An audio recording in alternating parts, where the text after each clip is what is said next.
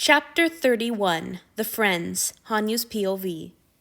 Hanyu knew Asao was silently judging him as they trailed after the attendant. In Hanyu's first stroke of luck all day, it wasn't stupid, gorgeous Edgy this time, as he finished his rounds. Worse than the judgment was knowing how richly he deserved it. He was almost looking forward to the moment when they would finally be alone, and Asao could scold him as he ought to be scolded. It would be better to know what his friend was thinking of him, than to have to try to supply all the recriminations himself. He wished he hadn't chosen such a rough robe. It had seemed like a good idea at the time, but now his ass felt like it was on fire. "We don't always have it this easy," the attendant said cheerfully. His name was Norio, and he was almost as small and pretty as Lord Antony. Thinking of Lord Antony hurt almost as much as his welts at the moment. What was his master thinking about him right now? Was he angry, disappointed, or worse, was this sort of blunder all he expected from his badly behaved attendant? Did he understand why Hanyu had disobeyed him? "When the seas are rough, we have to deliver each meal individually," Norio continued. "And don't think taking a position in the laundry will get you out of it either. Zenji presses everyone into service. You'll just have to resign yourself to the idea." "Oh!" Hanyu finally understood what had prompted this storm of information. "We weren't really looking at positions." "Of course not right now." Norio smiled and dropped his voice as he knocked at the next door. "But it's good to know what's available, for the future." Right, the future. The day when all of Hanyu's chances to get it right with Lord Antony would finally run out. At the rate he was going, he'd be lucky to be kept even that long. It wasn't long before they were headed back to the kitchen, which was as bustling as ever. Norio deposited Hanyu and Asao atop some crates. "You'll be as out of the way here as you're going to get," and set to work reloading his cart. A quick glance around showed that, blessedly, stupid, wonderful Edgy was nowhere to be found. That would usually have been a small blessing, but today it felt momentous. Hanyu would have died of shame if he'd had to face his beautiful predecessor with eyes and ass red from a punishment that Edgy never would have earned. With his attention returned to his welts, Hanyu balanced his meal in his lap and shifted uncomfortably. He wouldn't be sitting easily for a day or so, and his punishment wasn't even over. To his own surprise, he didn't find the thought too terribly upsetting. The second half would be better. There would be no one there except him and Lord Antony, and it would be safer, quieter, intimate almost. He could explain himself and apologize, and he was almost sure that his master would forgive him. Once Lord Marcus wasn't there, everything would be better. "Thank you," Asao said suddenly. Hanyu broke away from his thoughts and glanced over to see his friend poking at his own portion of breakfast. "I appreciate that you didn't want me to be punished." Hanyu shook his head. "It was stupid of me. He would have used you." "Maybe not." At Hanyu's glare, Asao sighed. "All right, yes, I think he would have. Once my lord brought up punishment, anyway." "I'm sorry. It all would have worked out fine." Hanyu was so stupid. A new thought occurred, however, and he looked up hopefully. Did you not want Lord Antony to take you?" Asao gave a starry-eyed smile that Hanyu didn't entirely like. "Oh no," he said dreamily. "Lord Antony is so kind. I would have loved for him to use me. I'm sure he would have been gentle." Hanyu hunched over his plate. He had ruined everything, not just in preventing Asao from servicing Lord Antony today, but in keeping them apart entirely. If only the god hadn't mistakenly chosen him, then no doubt Asao would have won his way into Lord Antony's bed by now. Worse yet, Hanyu was glad of it. He was fiercely, selfishly happy that he had been Lord Antony's choice, and he knew that that was awful, but it was also true. "Has he taken you yet?" Asao asked, and this time Hanyu knew he wasn't imagining the smile that stole across his friend's face when he shook his head. "No," Hanyu sighed, "but I think you're right. I think he would be wonderful." It had only been a month since his claiming, but he must have imagined it 1,000 times already. Hanyu had been trained to accept roughness and indifference without protest, but he didn't think Lord Antony would be like that. There might be some grumbling, but no cruelty. He felt sure that those slender little fingers would touch him gently, that he would be opened carefully, that there would be breathy compliments and sweet kisses and kindness and pleasure. Of course, in the wake of his strange reaction to his punishment, he was no longer so sure that he would be adverse to a bit of roughness. "That's why you shouldn't have done that." Asao's voice was a little sharper now. Hanyu looked up and found his friend staring fiercely at him. "You shouldn't misbehave like that for him. You're so lucky to belong to him. You should be grateful." I am grateful. That was one thing he didn't have to question. You should let him know that you're grateful. You certainly shouldn't be disrespectful on purpose. He might not know it was on purpose. He might think it was just a slip. Did that make it better or worse? Anya wasn't sure. Suddenly, he had a terrible thought. Oh no! I hope he doesn't decide I can't be trusted to use his name in private anymore. He lets you call him Antony? Esau gasped. His friend looked nervous to be dropping honorifics even without Lord Antony present. Back at the temple, they would get a swat on the knuckles for referring to any of the gods so informally, and that was when the gods were untold fathoms away, not right down a flight of stairs. Well, he did. Anyu's shoulders slumped. Who knows if I'll still be allowed? I suppose. Esau took a bite of yam and chewed it slowly. How on earth did you earn that? I didn't, Anyu admitted. I slipped up and called him by his name without permission. It was an accident. But after that he said I could keep doing it when it's just the two of us.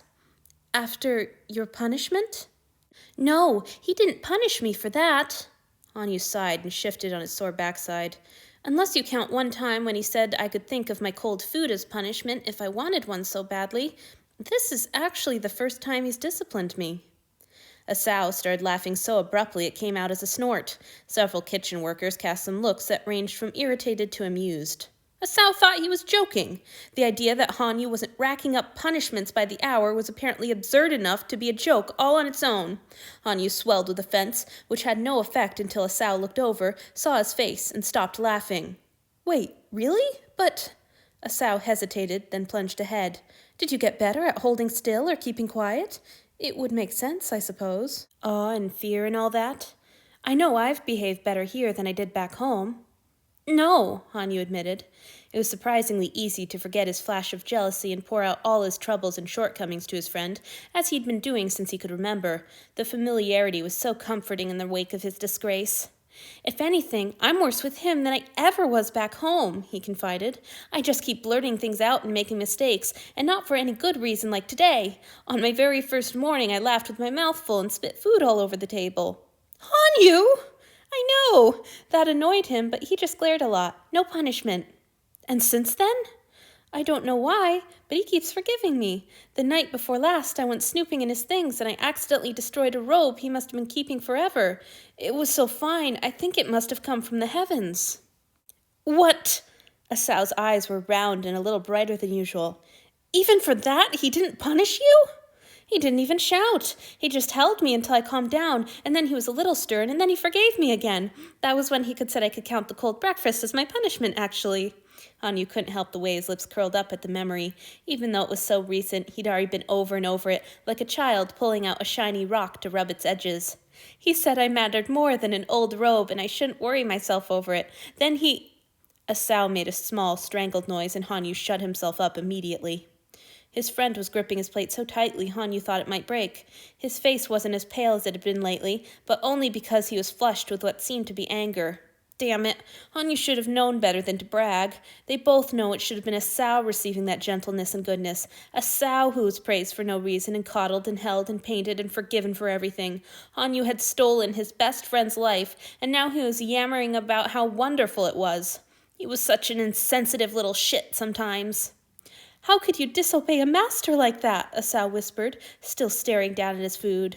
How could you snoop after all that? Why do you have to be so...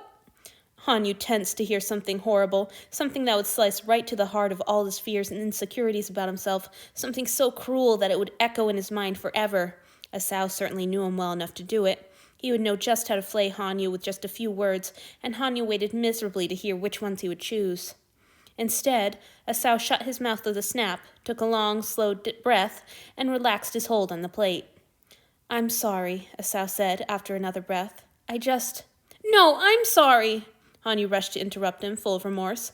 How could he have been happy about his good fortune when it came at his friend's expense? I know he deserves better from me. Not even me. He deserves you. It should have been you. I'm sorry, Esau said again. He breathed deeply a few more times and spoke more steadily. I shouldn't be jealous. You wouldn't have been jealous of me. You never are. Just try to be better, all right? It kills me that you're not even trying to be good for him. I am trying, Hanyu whispered, But you know me, Esau. I'm not good. But he still likes me. He said so. I don't want to talk about it any more, Esau said stiffly. They finished their meals in silence. Finally, Esau spoke. Remember when Father Shu's mother came to visit and taught us all those filthy jokes? My lord was out the other day, and so I told the one about the pig keeper to the man who came with my dinner. You should have seen his face. He actually shrieked. That set them off, exchanging reminiscence and laughing over old times. The conversation flowed smoothly enough, but Hanyu could still feel the unease beneath it all. He was living a sow's life and serving a sow's master, and he was doing a piss-poor job of it. It was time to stop and think before speaking, as a sow would do if everything had turned out as it was supposed to be. How would a sow handle the situation Hanyu now found himself in with Lord Antony? How would he go about making it right? What would he say and do when he returned to his master? He wouldn't explain or rationalize. He wouldn't make excuses for his behavior, as Hanyu had been planning to do. He wouldn't bury his master in a tidal wave of words as soon as he saw him. He would present himself for the rest of his punishment and do everything in his power to show that he would be better and more obedient in the future.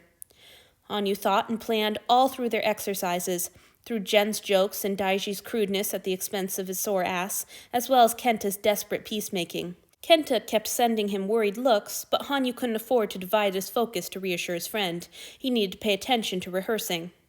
When he was finally done and standing in front of his own master's door, he was ready. Lord Antony was sitting at his desk looking over some papers. When he saw Hanyu, he got up to greet him.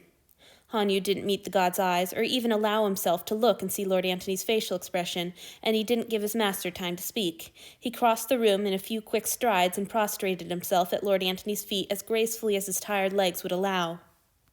Your unworthy slave looks forward to the remainder of your punishment, my lord, he said, proud that he'd managed to think of a way to make his acceptance obvious, while still avoiding making a request for punishment.